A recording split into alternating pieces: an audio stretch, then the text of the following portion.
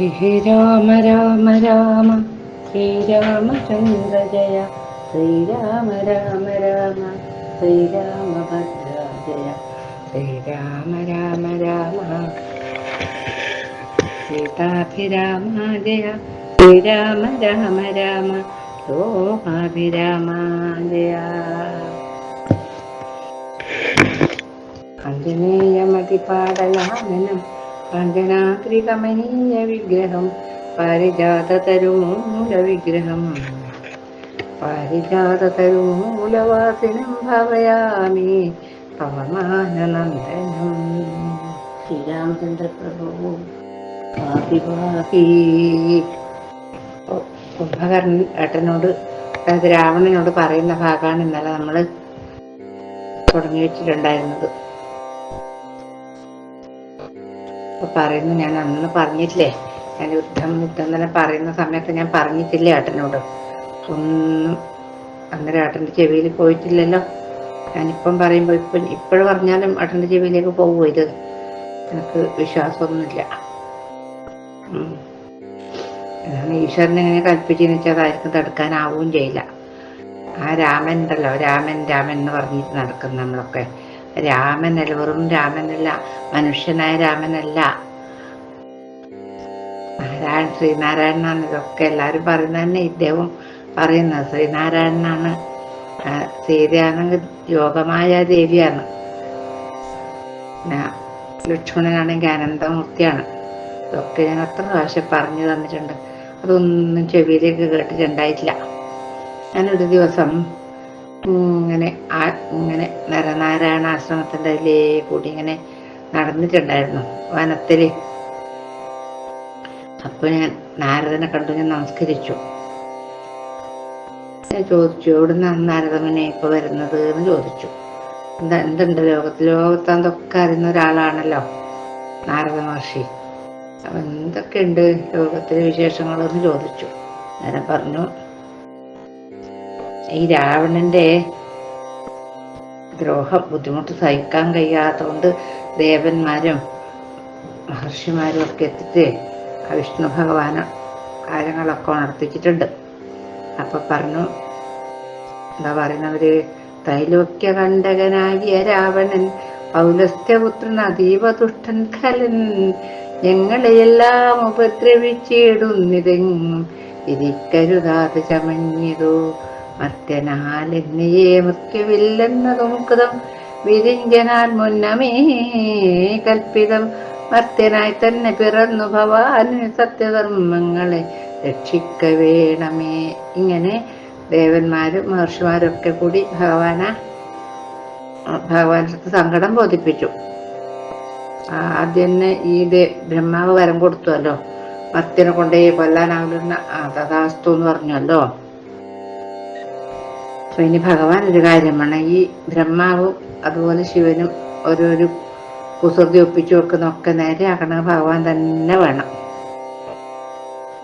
അന്നേരം പറഞ്ഞ സമയത്ത് പറഞ്ഞു, ഞാൻ അയോധ്യയിലെ ദശരഥ മഹാരാജാവിന്റെ പുത്രനായിട്ട് ജനിക്കാം. എന്നിട്ട് ഞാൻ രാവണനെയും എല്ലാ വംശനാശം വരുത്തിയിട്ട് എല്ലാ ലോകത്തിന്റെ ദുഃഖം തീർത്തോളാം എന്ന് പറഞ്ഞു. അങ്ങനെയാണ് ആ ഭഗവാനാണ് ഇവിടെ രാമനായിട്ട് അവതരിച്ചിട്ടുള്ളത്. നിങ്ങളെല്ലാം എടുക്കും, ഉറപ്പാണ്. എന്നിട്ട് ഭൂമിക്ക് മംഗളം വരും ചെയ്യും എന്ന് എന്നോട് പറഞ്ഞതാണ് അദ്ദേഹം. നിങ്ങളെല്ലാം എടുക്കും, ഒരു ഭൂമിക്ക് മംഗളം വരുത്തും ആ ഭഗവാൻ, ആ ശ്രീരാമചന്ദ്രൻ പറഞ്ഞിട്ടുണ്ട്. ഒരു മറന്നു, അത് ഞാൻ ആലോചിക്കുക. രാമൻ പരബ്രഹ്മമായ സനാതനൻ, കോമളനിന്ദീവരതള ശ്യാമളൻ, മായാമനുഷ്യവേഷം പൂണ്ടരാമനെ കായേന വാചാ മനസാ ഭജിക്കനേ. ഭക്തി കണ്ടാൽ പ്രസാദിക്കും ജഗൂത്തമൻ, ഭക്തിയല്ലോ മഹാജ്ഞാനമാതാവിടോ, ഭക്തിയല്ലോ സദാ മോക്ഷപ്രദായിനി, ഭക്തിഹീനന്മാർക്ക് കർമ്മവും നിഷ്ഫലം. സംഖ്യയില്ലാതോളമുണ്ട് അവതാരങ്ങൾ, പങ്കജനേത്രനാം വിഷ്ണുവിനെങ്കിലും സംഖ്യാവതാമമ ചൊല്ലുവൻ, നിന്നുടെ ശങ്കയെല്ലാം അകലിക്കളഞ്ഞിടുവാൻ രാമാവതാര സമമല്ലതൊന്നുമേ, നാമജപത്തിനാലേ വരും മോക്ഷവും. ഒരുപാട് ഒരുപാട് ഒരുപാട് അവതാരം ഭഗവാനുണ്ട് മഹാവിഷ്ണുവിന്. എത്രമാത്രം ഭക്തിയുണ്ടോ ആ ഭക്തി കൊണ്ടേ ഭഗവാൻ പ്രസാദിക്കുള്ളൂ. ആ ഭക്തിയുള്ളവരെ മാത്രം ഭഗവാൻ രക്ഷിച്ചോളൂ. ഒരുപാട് പറഞ്ഞറിയിക്കാനാവാതെ അത്രയും പിന്നെ അവതാരം ഉണ്ട് ഭഗവാൻ എടുത്തിട്ടുണ്ട്. എന്നാലും ഈ ശ്രീരാമ അവതാരം പോലെ അത്ര ശ്രേഷ്ഠമായത് വേറൊന്നുമില്ല എന്ന് പറഞ്ഞു. ജ്ഞാനസ്വരൂപനാകുന്ന ശിവൻ പരൻ മാനുഷാകാരനാം രാമനാകുന്നതും താരക ബ്രഹ്മമെന്നത്ര ചൊല്ലുന്നതും ശ്രീരാമദേവനെ തന്നെ ഭജിക്കനീ. രാമനെ തന്നെ ഭജിച്ചു വിദ്വജ്ജനമാമയം നൽകുന്ന സംസാര സാഗരം ലംഘിച്ചു രാമപാദത്തെയും പ്രാപിച്ചു സങ്കടം തീർത്തു കൊള്ളുന്നിതു സന്തതം. ബുദ്ധതത്വന്മാർ നിരന്തരം രാമന് ചിത്താംബുജത്തിങ്കൽ നിത്യവും ധ്യാനിച്ചു.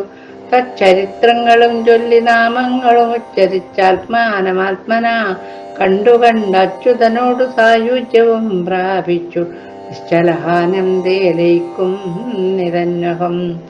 മായാവിമോഹങ്ങളെല്ലാം കളഞ്ഞുടൻ നീയും ഭജിച്ചുകൊള്ളുവാനന്ദമൂർത്തിയെ.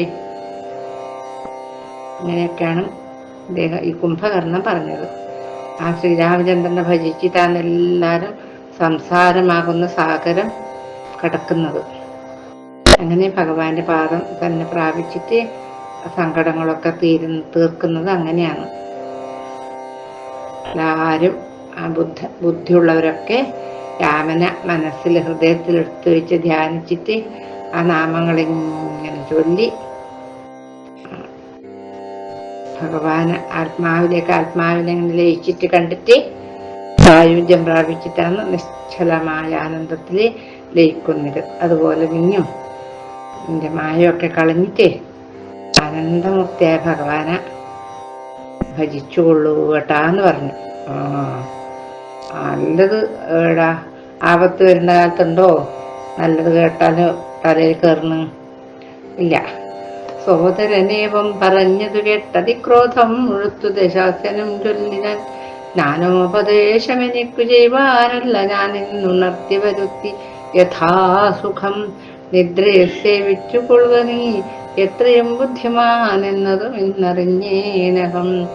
വേദശാസ്ത്രങ്ങളും കേട്ടുകൊള്ളാമിനി ഖേദമകന്നു സുഖിച്ചു വാഴുന്ന നാൾ.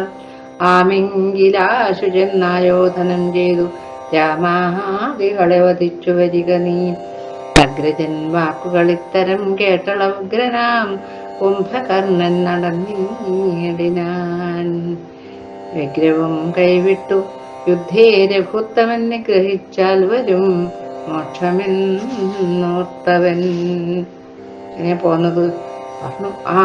നിന്നോട് എനിക്ക് ഈ ഉപദേശം തരാൻ വേണ്ടിയില്ല, നിന്നെ ഞാനിപ്പോ ഉണർത്തീനി.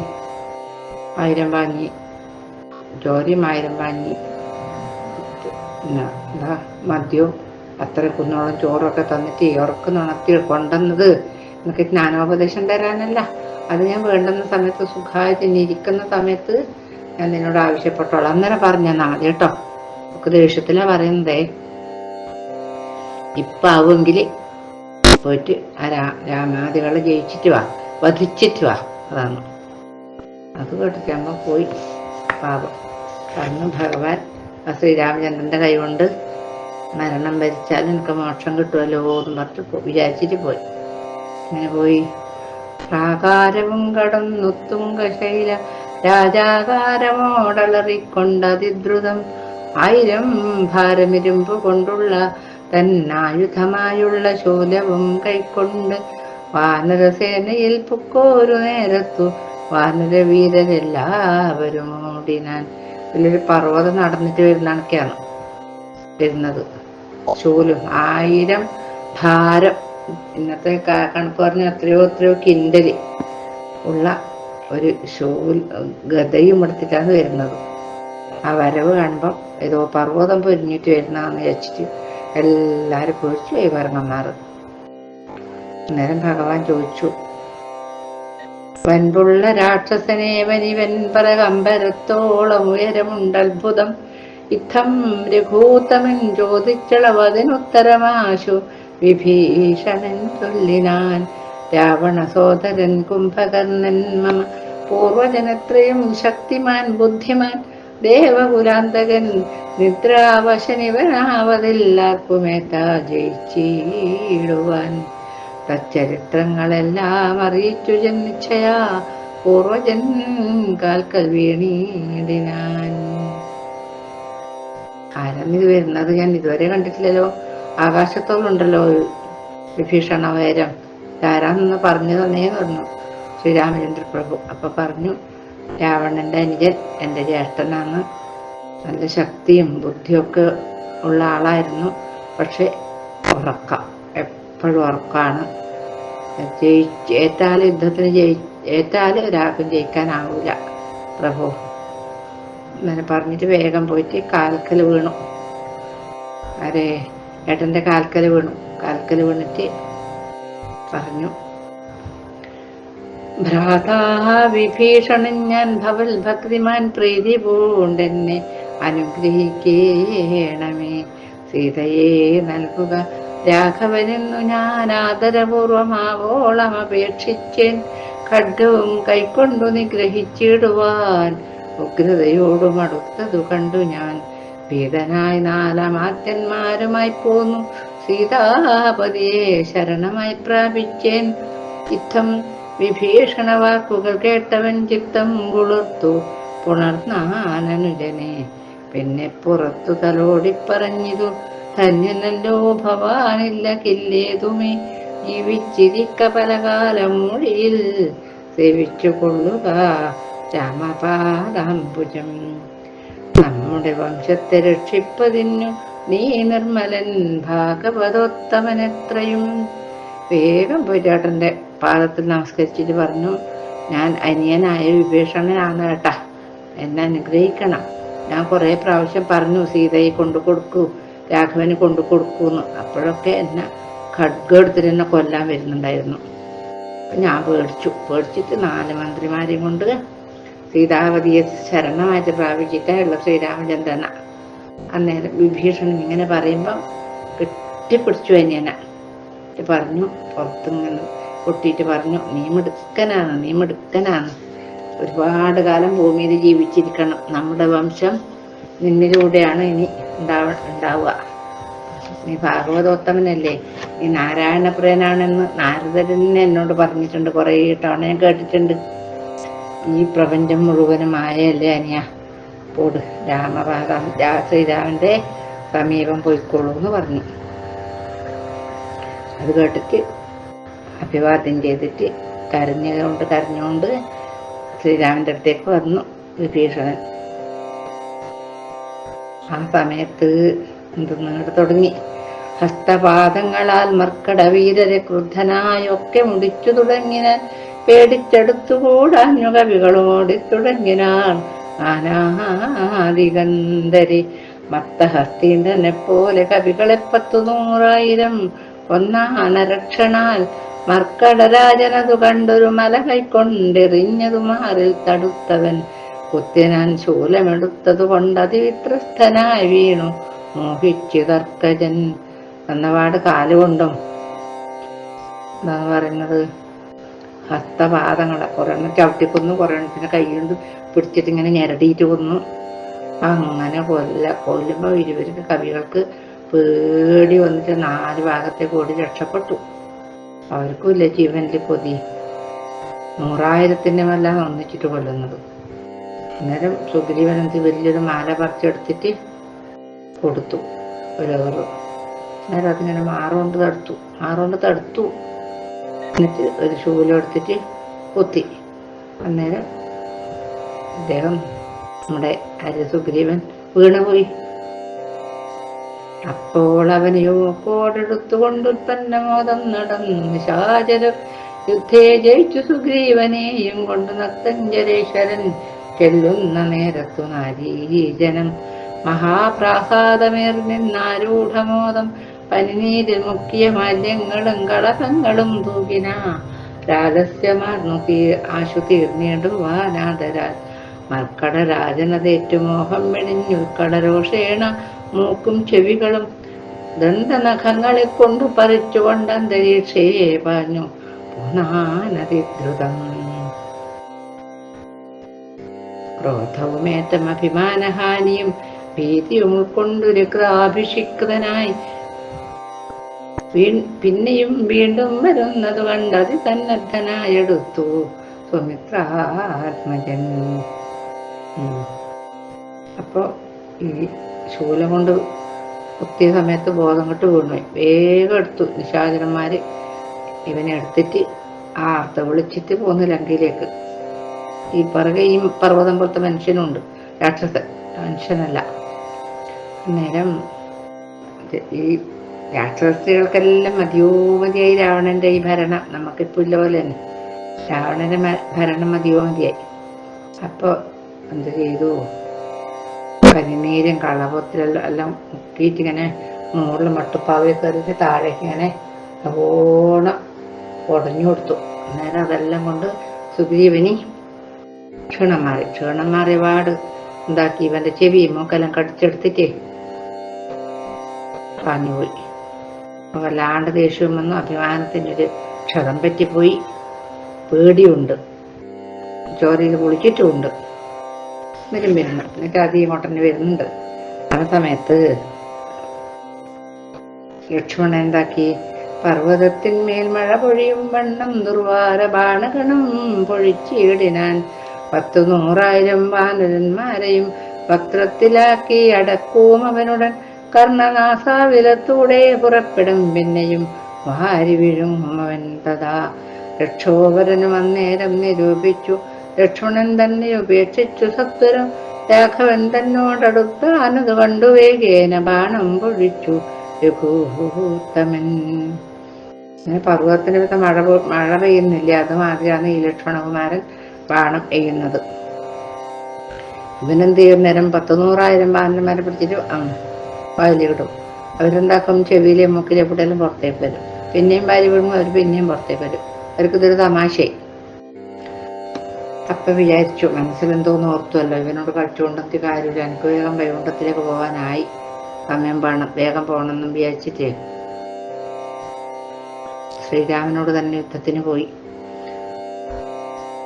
ഇന്ദ്രാസ്ത്രമേതു ഖണ്ഡിച്ചാനതു വീണു ഇന്ദ്രാരികൾ പലരും മരിച്ചിടിനാർ ബദ്ധ കോപത്തോടലറിയടുത്തിതു.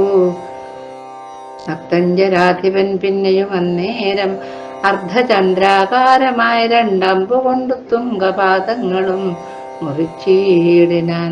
വക്രവുമേറ്റം പിളർന്നു വിഴുങ്ങുവാൻ നക്തഞ്ചരേന്ദ്രൻ കുതിച്ചടുക്കുന്നേരം 10 വായിൽ നിറച്ചൊരു ഭൂത്തമൻ ഉത്രാരി ദൈവതമായി വിളങ്ങിയടിനോരസ്ത്രമേതുത്തമാങ്കത്തെയും ഖണ്ഡിച്ചു. ഉത്രാരി താനും തെളിഞ്ഞാനതു നേരം ഉത്തമാങ്കം പുരദ്വാരി വീണു മുറിഞ്ഞബ്ധിയിൽ വീണിതു ദേഹവും അന്നേരം.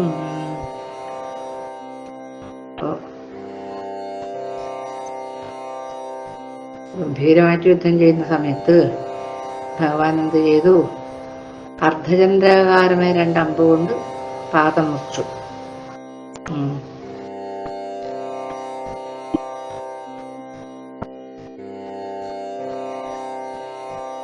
കൈകൾ മുറിച്ചിട്ടു, പാദങ്ങൾ മുറിച്ചിട്ടു. അന്നേരം വായു കൊള്ളിട്ട് വിടുങ്ങാൻ വരലായി. അമ്പുകൾ വായിൽ നിറച്ചു അഴിച്ചിട്ട് ഉത്രാരി ദൈവതം എന്ന് പേരുള്ള ഒരു അമ്പെടുത്തിട്ട് ഉത്തമാങ്കം തല ഖണ്ഡിച്ചു. അപ്പൊ ദേവൻ മരിച്ചിട്ട് ഉത്തമാങ്കം പുരദ്വാരി ലങ്കേരെ ഗോപുരദ്വാരത്തിൽ വീണു. ഇദ്ദേഹാബ്ദിയിൽ വീണു, സമുദ്രത്തിൽ വീണിട്ട് സമുദ്രം വളകി മറിഞ്ഞുപോയി. പിന്നെ അപ്പോൾ നാരദൻ സ്തുതിക്കാൻ തുടങ്ങി. സിദ്ധഗന്ധർവ വിദ്യാധരഗുഹ്യക യക്ഷാഭുജംഗഖവാപ്സരോ വൃദ്ധവും കിന്നര ചാരണ കിം പുരുഷന്മാരും പന്നകതാപസദേവ സമൂഹവും പുഷ്പവർഷം ചെയ്തു ഭക്ത്യാ പുകഴ്ത്തിനാൻ ചിൽ പുരുഷം പുരുഷോത്തമദ്വയം. ദേവമുനീശ്വരൻ നാരദനും തഥാ സേവാർത്ഥമമ്പോടവതരിച്ചിടിനാൻ രാമം ദശരഥനന്ദനം ഉൽപ്പലശ്യാമളം കോമളം ബാണധനുധരം പൂർണ്ണചന്ദ്രാനനം കാരുണ്യപീയൂഷപൂർണസമുദ്രം മുകുന്ദം സദാശിവം രാമം ജഗദഭിരാമമാത്മാരാമമാമോദമാർന്നു പുകഴ്ന്നു തുടങ്ങിനാൻ സീതാപതേ രാമ രാജേന്ദ്ര രാഘവ ശ്രീധര ശ്രീനിധേ ശ്രീപുരുഷോത്തമ ശ്രീരാമദേവദേവേശ ജഗന്നാഥ നാരായണാഖിലാധാര നമോസ്തുതേ വിശ്വസാക്ഷിൻ പരമാത്മൻ നമോ നമ വിശ്വമൂർത്തേ പരബ്രഹ്മമേ ദൈവമേ ദുഃഖസുഖാദികളെല്ലാം അനുദിനം കൈക്കൊണ്ട് മായയാ മാനുഷാകാരനായി ശുദ്ധ തത്വജ്ഞനായി ജ്ഞാനസ്വരൂപനായി സത്യസ്വരൂപനായി സർവലോകേശനായി തത്വങ്ങളുള്ളിലെ ജീവസ്വരൂപനായി തത്വപ്രധാന സദ്ഗുണപ്രിയനായി സദാ വ്യക്തനായ അവ്യക്തനായ അതിസ്വസ്ഥനായി നിഷ്കളനായി നിരാകാരനായി ഇങ്ങനെ നിർഗുണനായി നിഗമാന്തവാക്യാർത്ഥായി ചിദ്ഘനാത്മാവായി ശിവനായി നിരീഹനായി ചക്ഷുരുന്മീലനകാലത്ത് സൃഷ്ടിയും ചക്ഷുർനിമീലനം കൊണ്ട് സംഹാരവും രക്ഷയും നാനാവിധാവതാരങ്ങളാൽ ശിക്ഷിച്ചു ധർമ്മത്തെയും പരിപാലിച്ചു നിത്യം പുരുഷപ്രകൃതികാലാഖ്യനായി ഭക്തപ്രിയനാം പരമാത്മനേ നമ.